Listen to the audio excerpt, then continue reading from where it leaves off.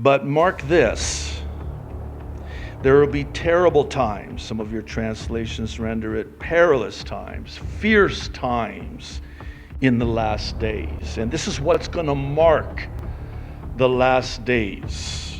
Verse 2. People will be lovers of themselves, lovers of money, boastful, proud, abusive, disobedient to their parents, ungrateful, unholy, without love, verse 3, unforgiving, slanderous, without self-control, brutal, not lovers of the good, treacherous, rash, conceited, lovers of pleasure rather than lovers of God, having a form, verse 5, of godliness, but denying its power, have nothing to do with them.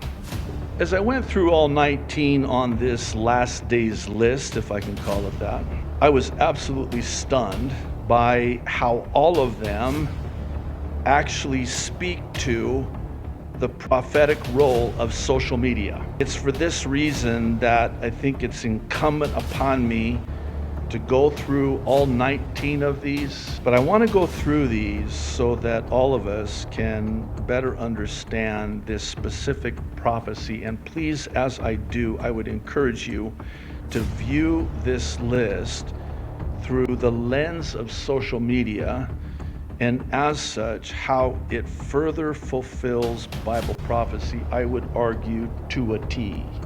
To a T. Lovers of themselves. We live in a day of unparalleled self-love, selfishness, and it's evidenced by what we know today as a selfie post on social media. We laugh, but here's the truth, and here's the fact.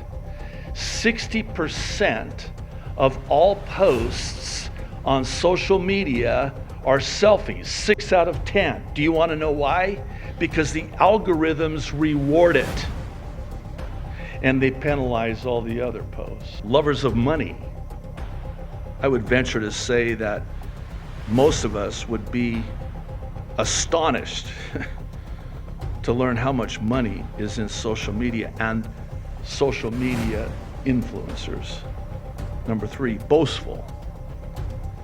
Perhaps it goes without saying, but most all the posts on social media center on people boasting and bragging about themselves, what they're doing and what they have and where they're going, and boastful. 4, proud. Think this through with me, okay? Wouldn't it stand to reason that if we love ourselves and boast about ourselves, that it's because we're full of ourselves? And if we're full of ourselves, does that not mean that we're full of pride? One has aptly noted that the letter I is right smack in the middle of the word pride. It's also right smack in the middle of the word sin. And it's also right smack in the middle of the word Lucifer. There's probably more, but we'll end with that. Think about that. We have an I problem because I am at the center of my world and everything revolves around me. And nowhere is this more true than on social media. Number 5, abusive. Now, some translations render this word blasphemers, and it carries with it the idea of profaning God. Those two words now are not words that are very often used in our vocabulary. So blaspheming and profaning carries with it the idea of making God common, bringing him down, and exalting self up. And it's evidenced when people are condescending and abusive, because when you tear someone down verbally, you're verbally abusive. What you're doing is you're lifting yourself up. The verbal abuse on social media, and God forbid, this extends to physical abuse. Again, God forbid. But this is abusive. People are bullied and abused online. And it's a sign. Number 6. Boy, we could do a whole sermon on this one right here, yeah? Disobedient to their parents. If you were to ask me what I thought was one of the clearest signs of the end, it would have to be the breakdown of the family. And again, I think you would agree that media, and it actually started way back with these sitcoms, they were designed to destroy the family unit, because see, Satan hates the family because the family is a microcosm of our relationship with our Heavenly Father as brothers and sisters in Christ. And this is also why it is that Satan hates marriage, because of what marriage represents. Our relationship as the bride to the bridegroom, Jesus the Christ. Well, media and social media has in large measure been the impetus for the destruction of family. Number 7, ungrateful.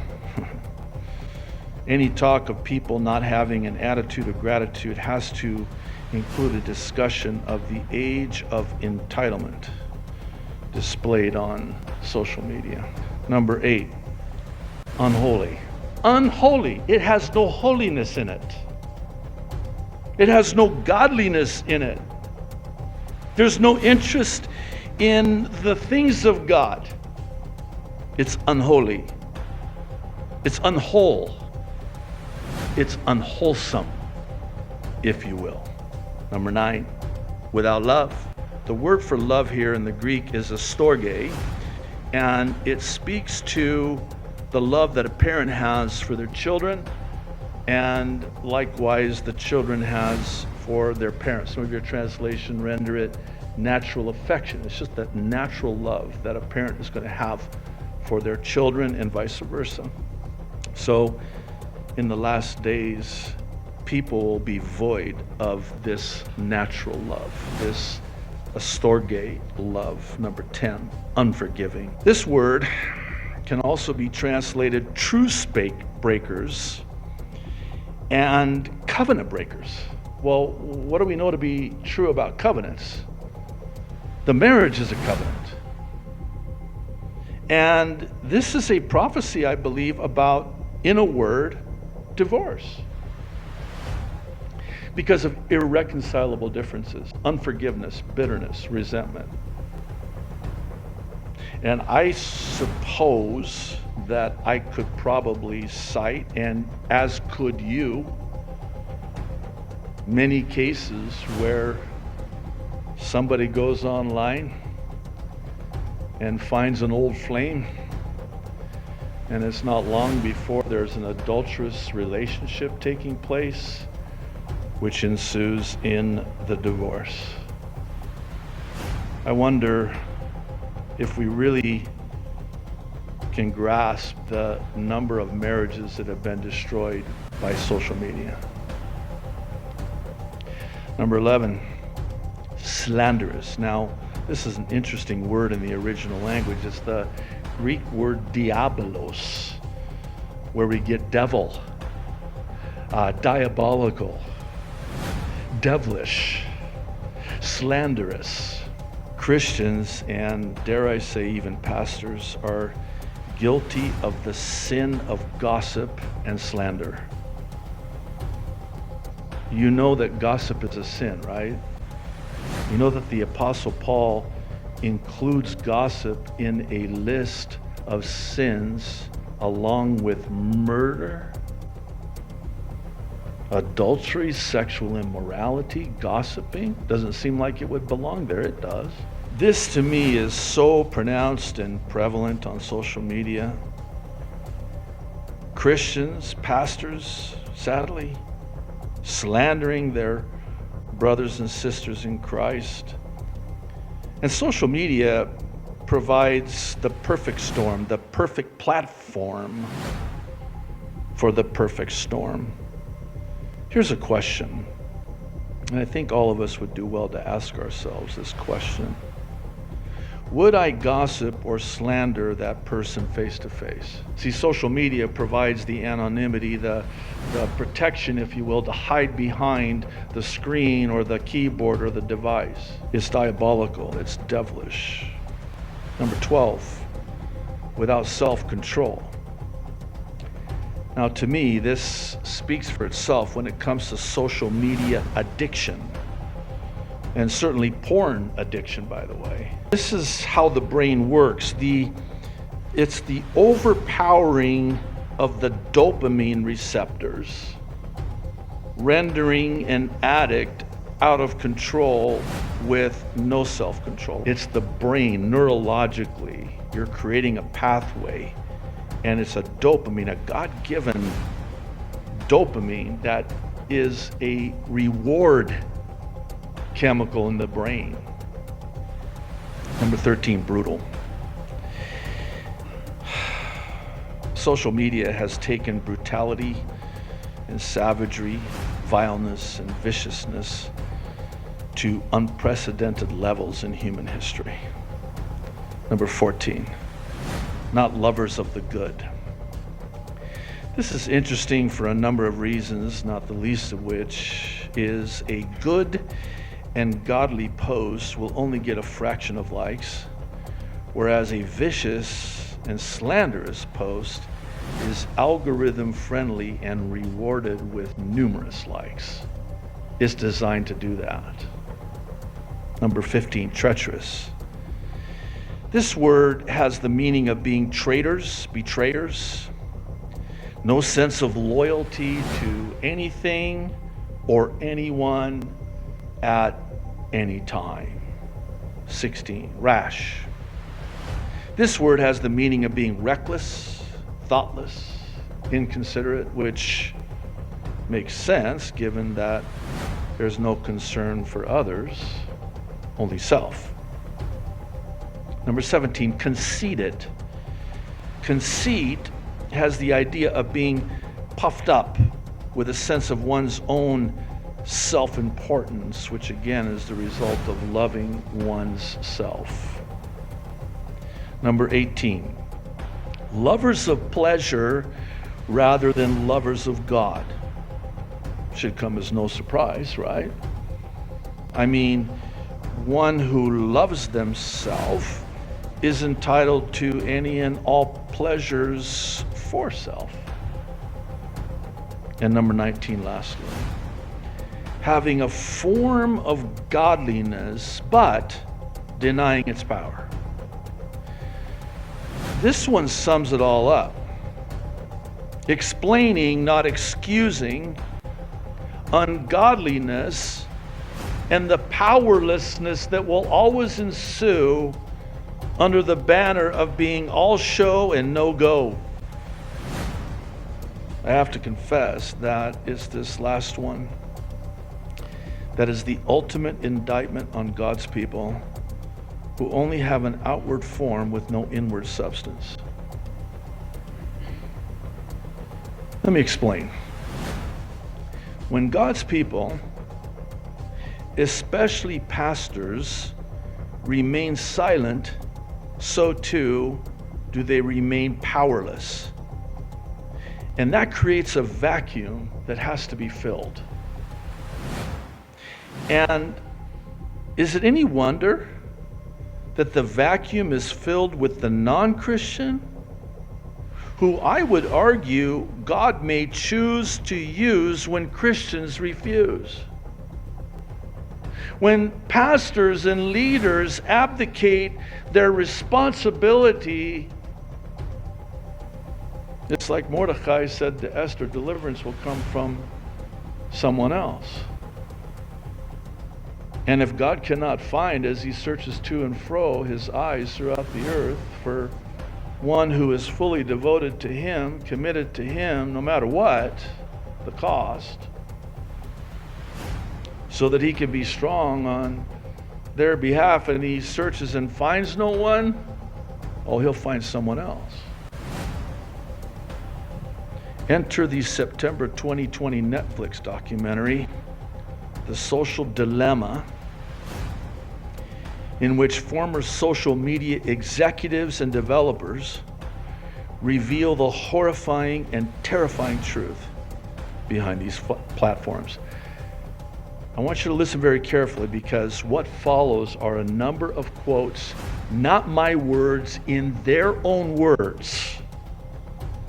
And it comes from a transcript that I found online. We provided a link to it. These are their words. I'll start with Tristan Harris, a former design ethicist for Google, who has been called the closest thing Silicon Valley has to a conscience. Quoting, "When you look around, it feels like the world is going crazy. You have to ask yourself, like, is this normal? Or have we all fallen under some kind of spell?" The classic saying is, if you're not paying for the product, then you are the product. A lot of people think, oh well, Google's just a search box and Facebook's just a place to see what my friends are doing and see their photos. But what they don't realize is that they're competing for your attention. So, Facebook, Snapchat, Twitter, Instagram, YouTube, companies like this, their business model is to keep people engaged on the screen.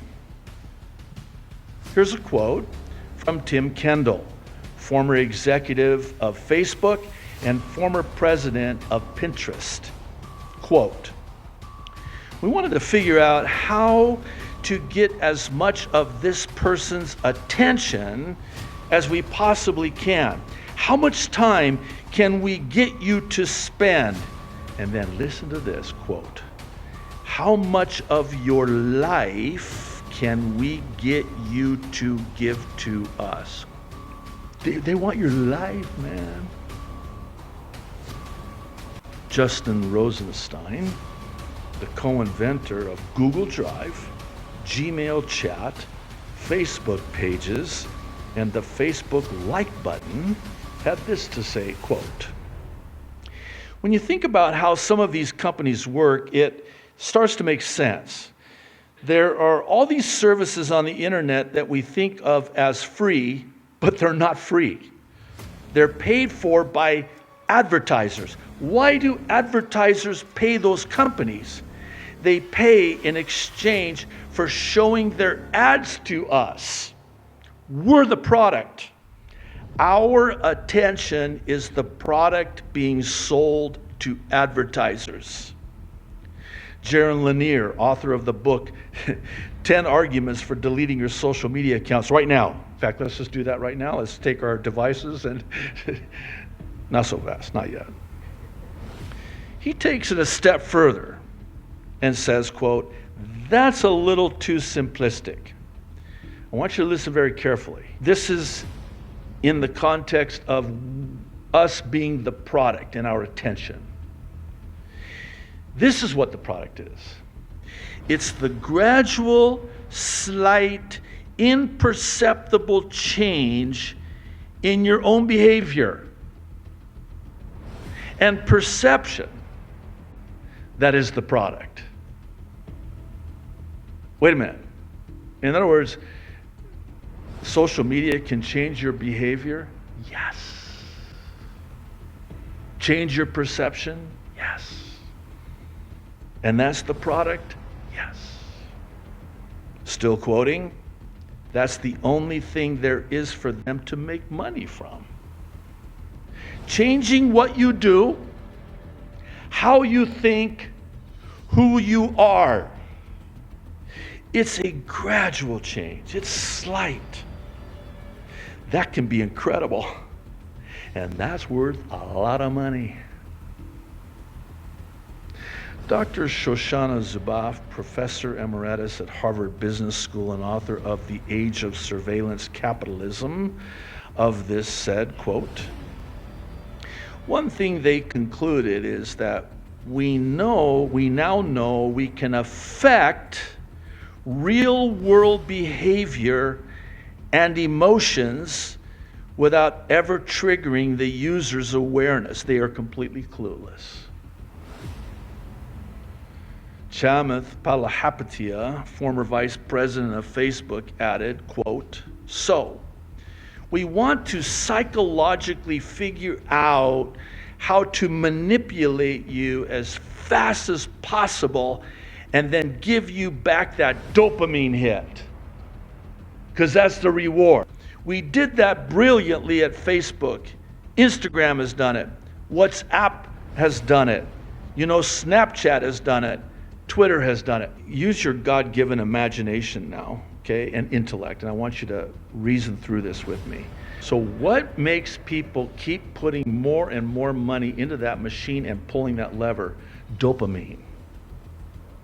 Oh, this next one could be the one. You doubtless have seen the studies where they have these rats. I feel so sorry for rats. They take these rats and they put them in a cage and they're studying them. And they have this little lever that if they push down on it, they get, something that is rewarding to them. So that they keep pushing on that thing just to get the reward.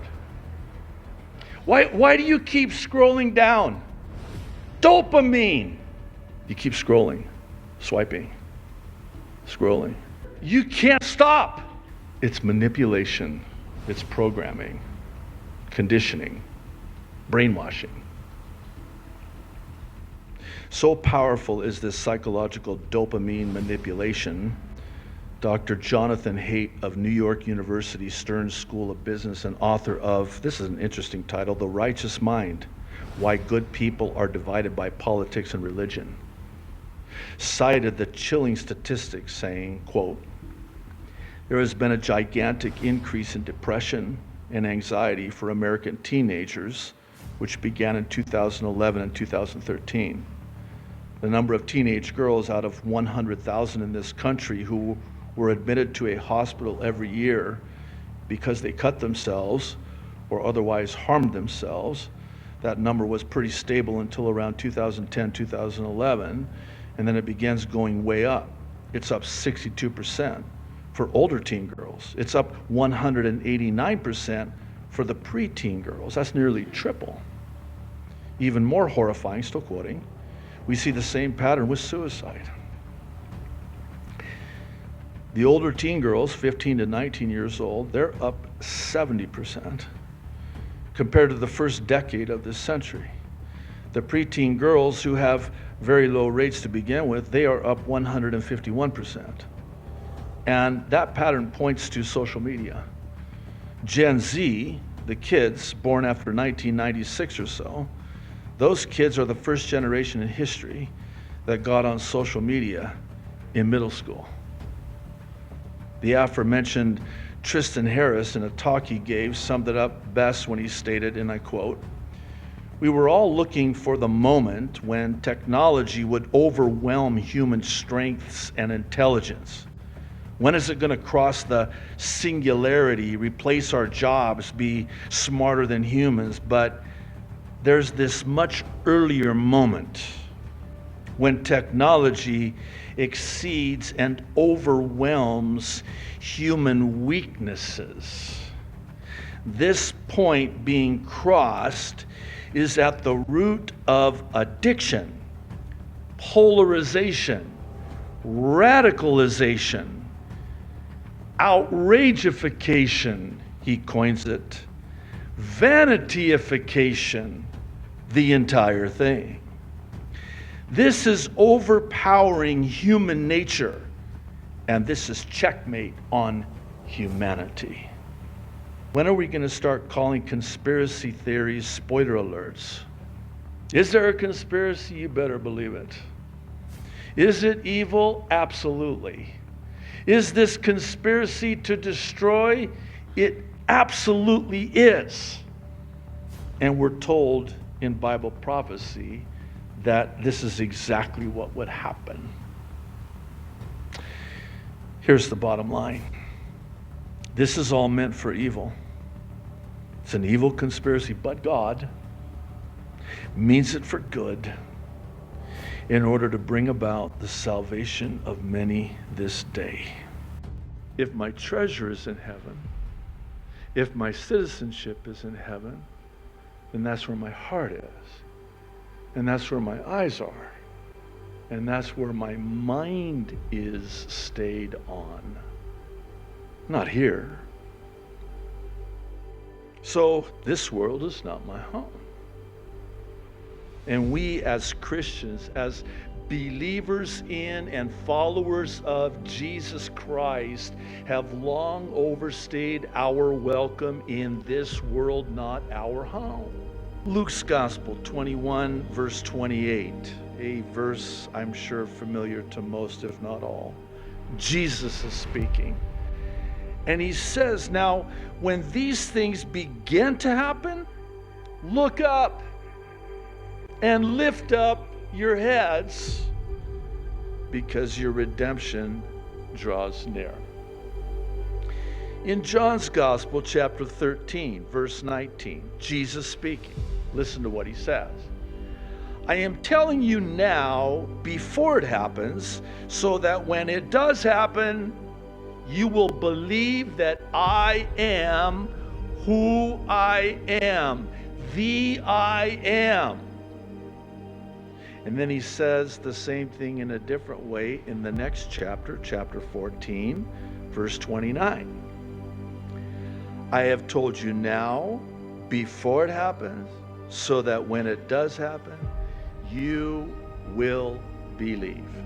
In other words, when all of these things begin to happen, know that Jesus said, I'm going to tell you what's going to happen before it happens, so when it begins to happen, believers will look up and non-believers will believe. That sums it up. That's the good news.